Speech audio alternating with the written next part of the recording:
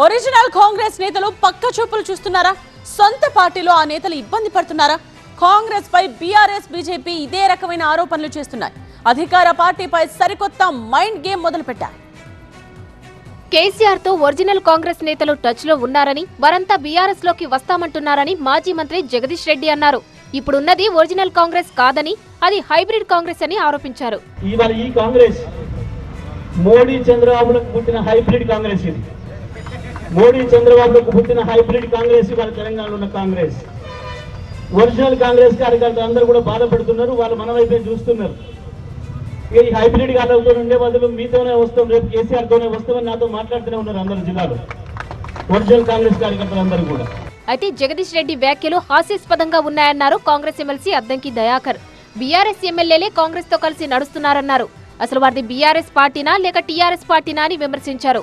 జగదీష్ రెడ్డి గారు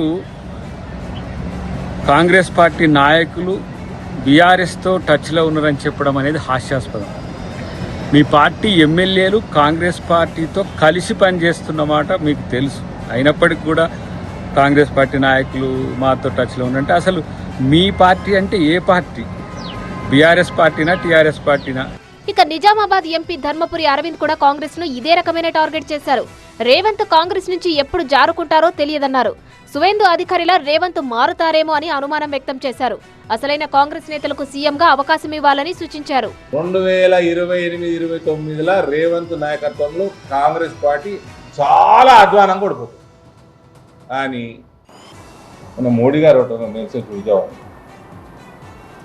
మరి ఏమన్నా ఉందో నాకైతే తెలియదు. చాలా చిన్న కార్యకర్త బీజేపీలో ఏమైనా లింక్ ఉందేమో మరి నాకైతే తెలియదు. అట్లాంటిది ఏమైనా ఉందా? సువేందు అధికారి, జెన్యున్గా కోమటిరెడ్డి వెంకటరెడ్డి లాంటి వాళ్ళు, శ్రీధర్ బాబు లాంటి వాళ్ళు ఇలా మాట మీద ఉంది. జీవితాంతం కాంగ్రెస్ పార్టీలో గతఫలం చేసుకున్నా సరే. కాంగ్రెస్, బీఆర్ఎస్, బీజేపీ మధ్య ప్రతిరోజు ఈ రకమైన విమర్శలు కొనసాగుతున్నాయి.